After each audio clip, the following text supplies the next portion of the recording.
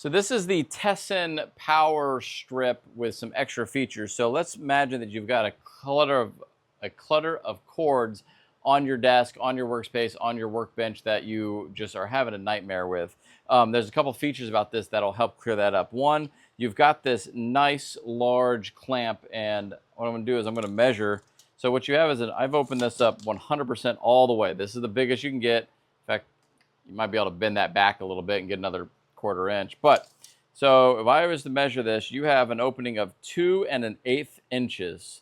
So most desktops are going to run between 3/4 of an inch and 1.5 inches. So you've got plenty of space here to mount this. If you have a thicker workbench, you've got about 2 inches to work with there. Okay, there's another couple of other cool features about this thing that I really do like. The cord is about a 6-foot cord. I'm 6 foot tall and I can stretch it all the way out. So you have a 6-foot cord, but look at this. This is the plug that goes into the wall. And so once you get that into the wall, it's only going to protrude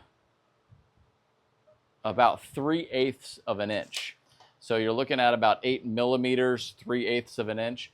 That's all that's going to protrude from the wall. So you have a nice low profile, and the rest of the cord is nice and low profile also. So another cool feature. Now the power strip itself is a 10 amp rated strip. You've got 1, 2, 3, 4, 5 regular 110s. You've got a couple of USBs here and a couple of USB-Cs on the side, and then of course its own on-off switch. Now this switch controls the whole thing, so you can't independently turn them on and off. But so you can sit there, you can mount this to your desk, and all in all, it's a nice addition to help fix the clutter that you may have on your workspace. So solid power strip.